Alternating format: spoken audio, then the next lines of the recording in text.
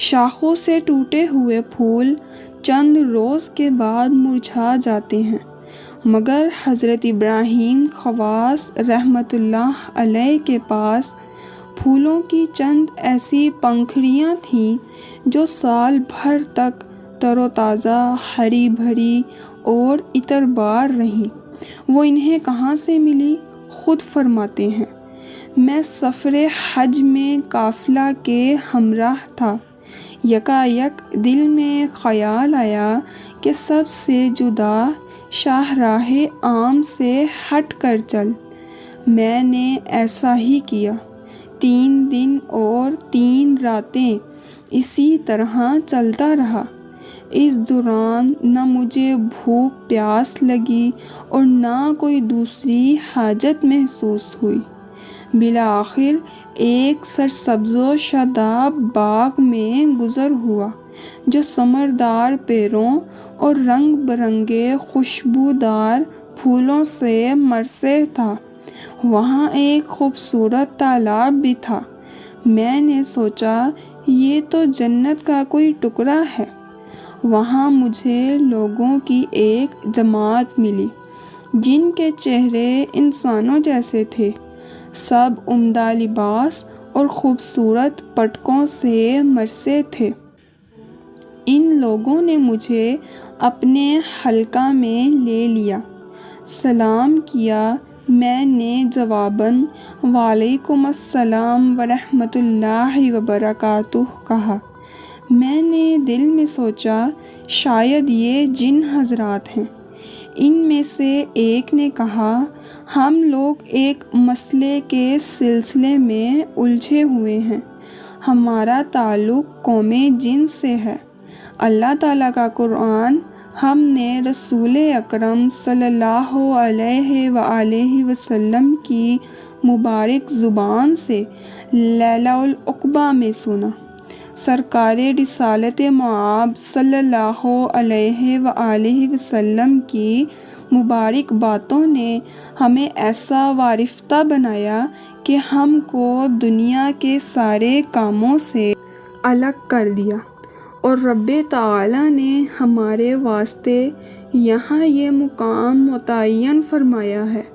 میں نے پوچھا، میرے اہل قافلہ ساتھی یہاں سے کتنے فاصلے پر ہیں؟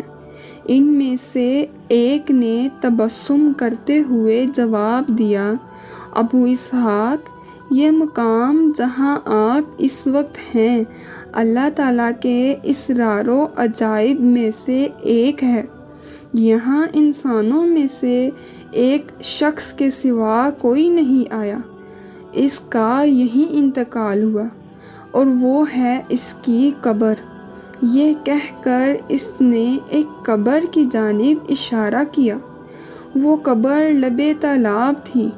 قبر کے چاروں طرف پھولوں کی کیاریاں تھیں جن میں نہایت حسین و جمیل رنگ برنگے پھول مسکرا رہے تھے۔ اس جن نے مزید کہا، آپ کے ساتھیوں اور آپ کے درمیان مہینوں کا فاصلہ ہے۔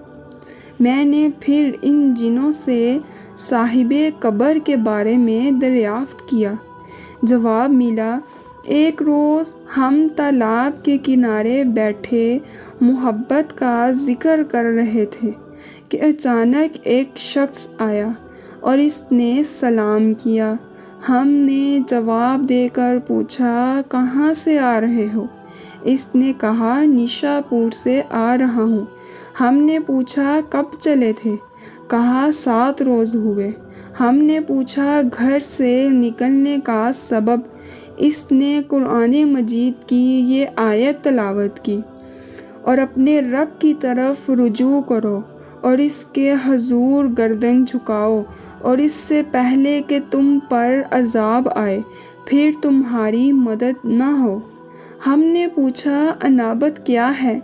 جواب ملا، انابت یہ ہے کہ اپنے رب کی طرف رجوع کر کے اسی کا ہو رہے۔ تسلیم کیا ہے؟ اس نے کہا، اپنی جان اس کے سپرد کر دے، اور جانے کہ خدا میری بنسبت اس کا زیادہ مستحق ہے۔ ہم نے پوچھا اور عذاب کا مفہوم بتانے کی بجائے اس نے ایک چیخ ماری اور جاں بحق ہوا۔ مجھے سن کر تعجب ہوا۔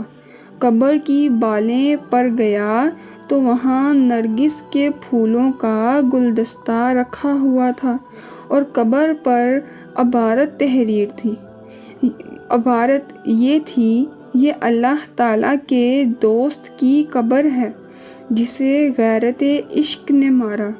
وہاں مجھے ایک ورق ملا جس پر انابت کا مفہوم لکھا ہوا تھا، جسے میں نے پڑھا۔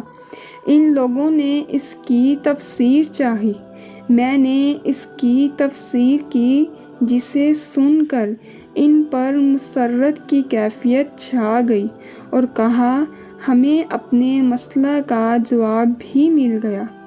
شیخ ابراہیم خواص فرماتے ہیں اس کے بعد مجھے نیند آئی اور سو گیا۔